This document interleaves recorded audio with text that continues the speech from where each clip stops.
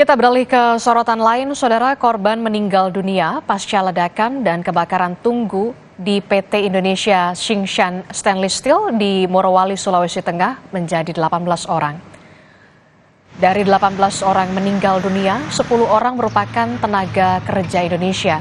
Sementara 8 lainnya merupakan tenaga kerja asing.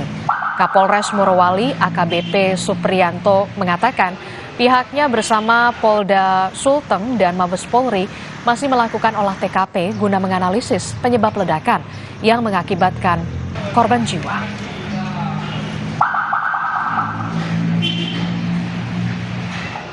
Jumlah yang meninggal dunia 18 orang.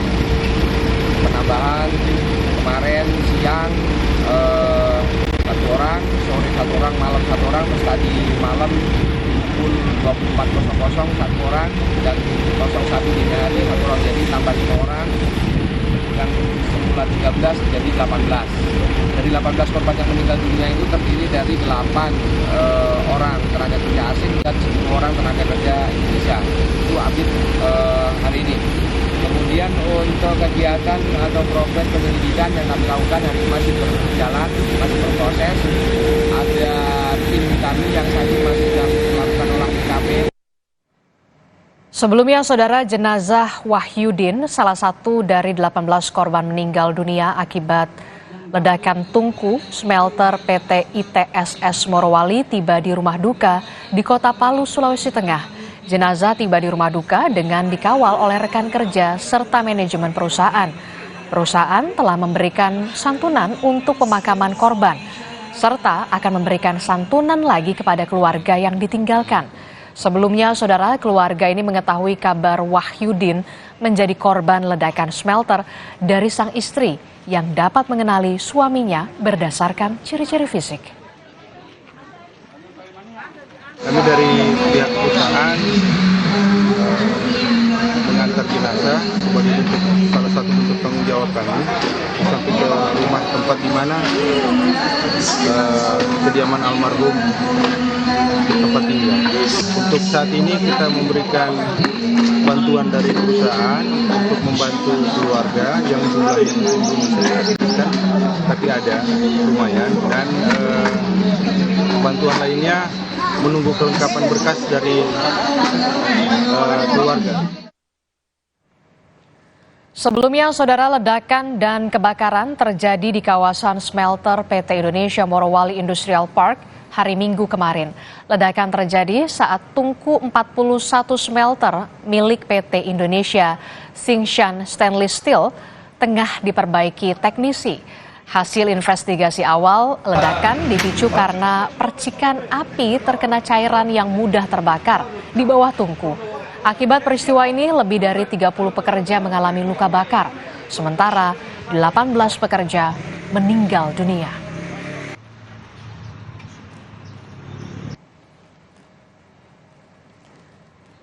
Lantas, seperti apa kondisi salah satu korban ledakan dan juga kebakaran smelter di Morowali, Sulawesi Tengah? Sudah bergabung bersama Kompas Petang salah satu keluarga korban luka bakar. Sudah ada Bu Sasmita Ruding. Selamat pagi, selamat sore Bu Sasmita. Assalamualaikum. Waalaikumsalam, selamat sore. Bu Sasmita, kami turut prihatin dengan apa yang dialami oleh kakak Bu Sasmita ya, yang kemudian menjadi korban luka bakar akibat kebakaran di PT ITSS. Bu Sasmita, bisa Anda ceritakan bagaimana kondisi kakak Anda saat ini seperti apa? Untuk kondisi saat ini, beliau sudah mulai membaik, sudah sadar, dan masih dalam penanganan medis. Dari penjelasan dokter, Bu Sasmita, seperti apa kondisinya saat ini? Mengalami luka bakar berapa persen dan di bagian mana saja kalau boleh kami tahu? Untuk luka bakar, menurut penjelasan dokter ada sekitar 8%. Itu di bagian kaki, tangan, dan punggung. Berarti sampai saat ini kondisinya sudah sadar, sudah bisa berkomunikasi dengan keluarga, Bu Sasmita? Iya, sudah sadar. Iya, sudah sadar. bisa diajak berkomunikasi sejauh ini, Bu Sasmita? Iya, bisa. Cuman untuk di pernapasan di daerah dada dia masih sesak. Oke, berarti kondisinya saat ini mengalami luka bakar di bagian tangan, kaki, dan juga punggung, mengalami sesak nafas, jadi tidak bisa berkomunikasi secara lancar begitu ya, Bu Sasmita ya? Iya. Iya. Bu Sasmita, kami ingin tahu kakak dari Bu Sasmita ini menjadi korban bersama dengan belasan orang lainnya pekerja yang berada di smelter tersebut. Sudah bekerja berapa lama kakak dari Bu Sasmita, kalau boleh tahu? Untuk bekerjanya dia sudah lumayan lama, sudah lebih dari setahun. Sudah lebih dari setahun. Selama setahun ini, apakah pernah bercerita soal bagaimana kondisi di pabrik smelter di sana? Apakah sudah pernah ada cerita-cerita dari kakak Bu Sasmita soal ini? Kalau itu dia kurang cerita, soalnya saya berjauhan dengan kakak saya. Nah, setelah sadar dan memang kurang begitu lancar begitu ya, karena masih dalam kondisi sesak begitu, adakah informasi yang Bu Sasmita dan juga keluarga dapatkan dari kakak Anda terkait dengan kronologi bagaimana sebenarnya kemudian smelter ini bisa meledak dan juga terbakar begitu, Bu Sasmita? Iya, baik. Kalau untuk informasi yang saya dapatkan itu dia cuma bilang tiba-tiba terjadi kebakaran tungku dan pada saat meledak itu sudah dipenuhi dengan asap hitam. Jadi masing-masing menyelamatkan diri. Masing-masing menyelamatkan diri, tidak ada petugas kemudian yang mengarahkan kemana atau seperti apa dari cerita kakak Bu Sasmita?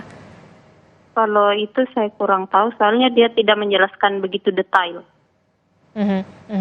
Lalu bagaimana sampai saat ini penanganan medis yang dilakukan oleh pihak rumah sakit kepada kakak Anda seperti apa? Apakah ada tindakan operasikah yang kemudian dilakukan kepada kakak Anda, Bu Sasmita? Iya, kalau untuk tindakan operasi besok insya Allah akan dilakukan. Besok akan dilakukan operasi? Iya.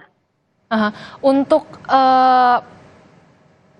kemudian pembiayaan dari penanganan medis di rumah sakit selama kakak Anda dirawat begitu ya, Bu Sasmita, apakah sudah ada perwakilan dari perusahaan yang menjamin atau adakah manajemen perusahaan yang sudah datang kepada keluarga? Iya, untuk perawatan dari perusahaan memang sudah datang meninjau ke rumah sakit. Sudah ada salah satu perwakilan dari perusahaan begitu? Iya. Apa yang disampaikan perusahaan kepada keluarga kala itu? Untuk penyampaiannya, dia mengatakan bahwa jika memang perlu dirujuk, maka pasien akan dirujuk. Karena semua biaya akan ditanggung oleh perusahaan. Oke, berarti itu artinya soal pembiayaan semuanya ditanggung oleh perusahaan ya? Iya. Oke, terakhir apa yang ingin disampaikan?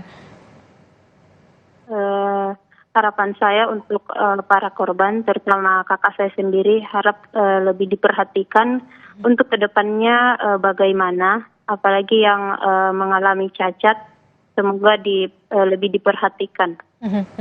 Jadi keluarga korban ini meminta untuk kemudian pihak perusahaan lebih memperhatikan bagaimana kemudian nasib dari korban yang menjadi korban selamat ataupun meninggal dunia dalam peristiwa ini. Terima kasih.